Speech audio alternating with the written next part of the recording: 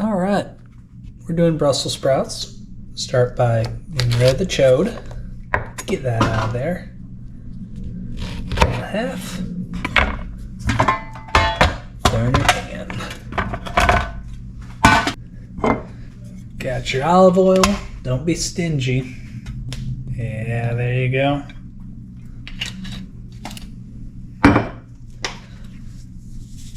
Salt. Okay, now you can leave it at that and it'll be just fine. But I'm going to add just a little bit of chili because that's the way I like it. And a little bit of garlic because once again, that's how I like it. There you go. Now I'll get in there with my hands. 400, see that? See that? There you go. Shake it, baby. And I'll just gentle shake, you know.